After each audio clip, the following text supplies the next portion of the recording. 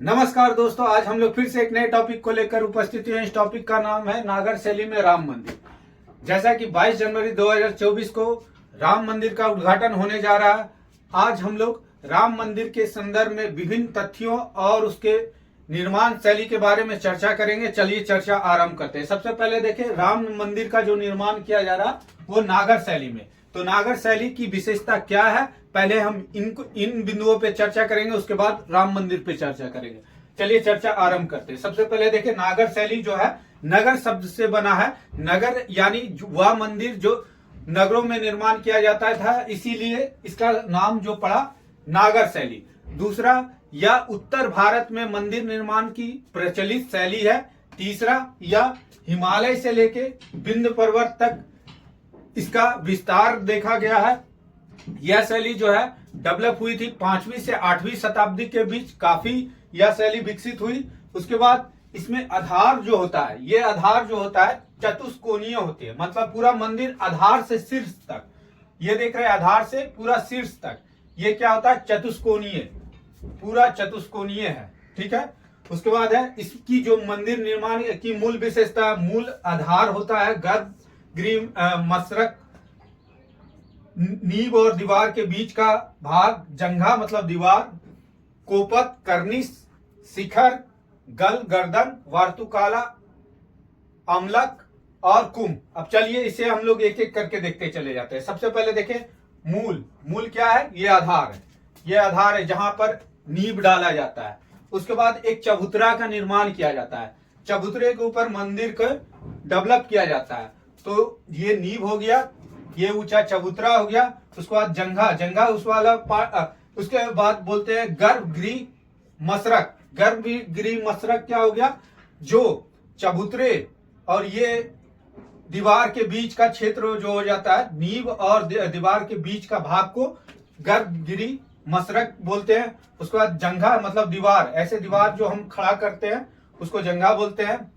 उसके ऊपर हो गया, जब दीवार कोई बिल्डिंग बनाते तो उसके साइड में एक छोटा छोटा ये पार्ट निकाल देते हैं, जिसको कार्निश बोलते हैं। कॉर्निश यानी कोपत भी कहा जाता है, दीवारों के ऊपर बाहर की ओर निकला हुआ वो भाग। फिर ये ऊपर वाला पार्ट शिखर हो गया।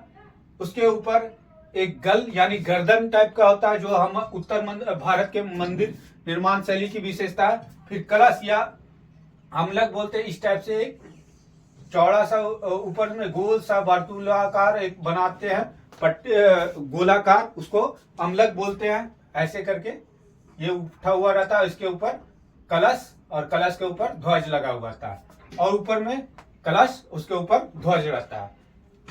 इसमें जो है गर्भगृह जहां भगवान जी को स्थापित करते हैं, महामंडप, उसके बाद मंडप और अर्धमंडप होता है। यहाँ प्रवेश द्वार होता है जहां से आप एंट्री करते हैं, अर्धमंडप होते हुए मंडप पे जाते हैं, फिर मंडप से लेके गर्भगृह मतलब भगवान का दर्शन करने जाते हैं।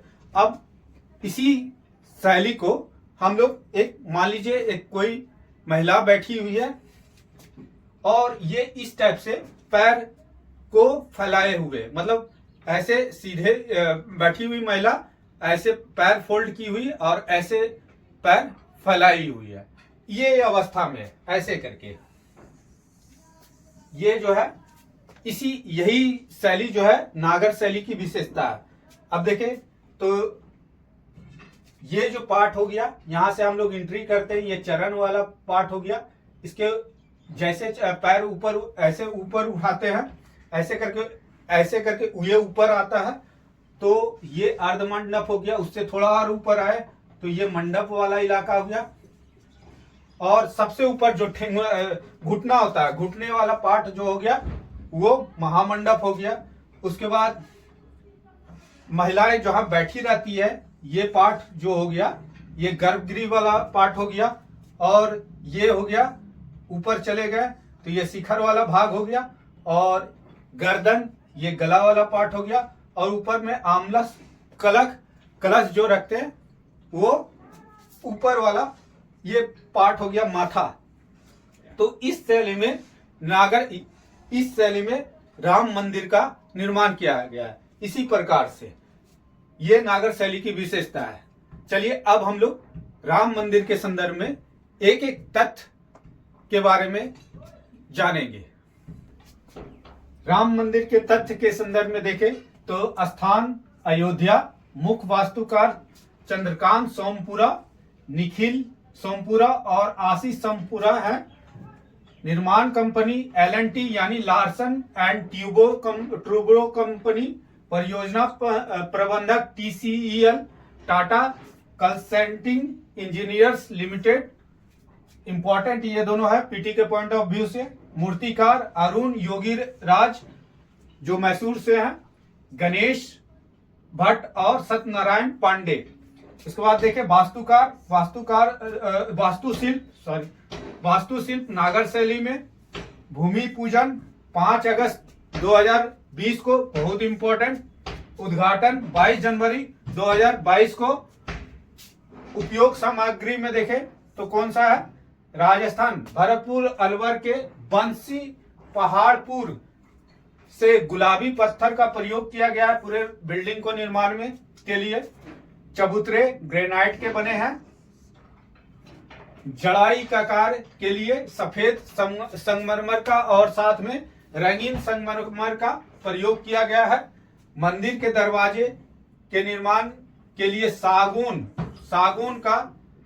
की लकड़ी का प्रयोग किया गया है। ईट प्रत्येक ईट में क्या लिखा है? श्री राम लिखा हुआ है। और साथ में ये जो ईट उस प्रकार के पत्थर का प्रयोग किया गया है जो राम सेतु के निर्माण में प्रयोग किया गया था। सेम उसी प्रकार का ये ईट का प्रयोग किया गया है। आगे इसकी विशेषता देखेंगे।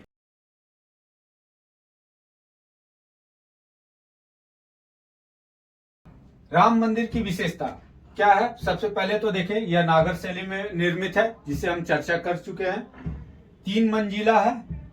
प्रत्येक मंजिल में भगवान राम की दिव्य यात्रा एवं विभिन्न चरणों का दृश्य दिखाने का प्रयास किया गया है। जैसे भूतल मतलब जो सबसे नीचे का तल्ला है वहां पर भगवान राम के जन्म के संदर्भ में और बचपन के संदर्भ में कहानियों को दर्शाया गया है।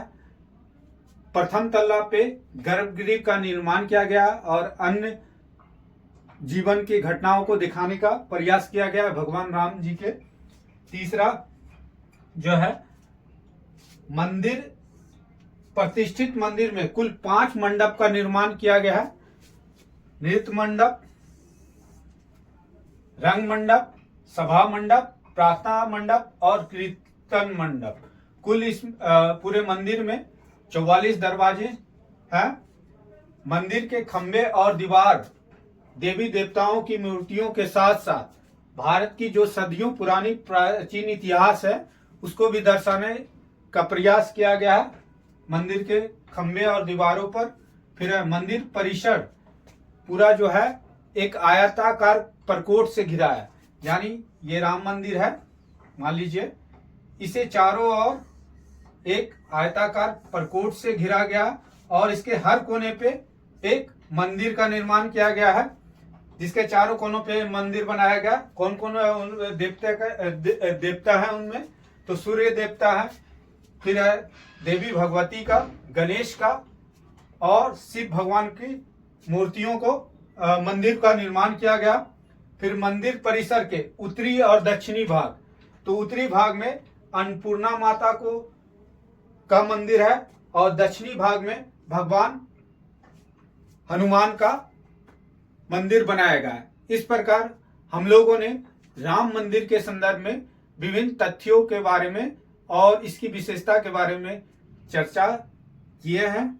आगे हम लोग एक नए टॉपिक के साथ फिर से उपस्थित होंगे। तब तक के लिए धन्यवाद।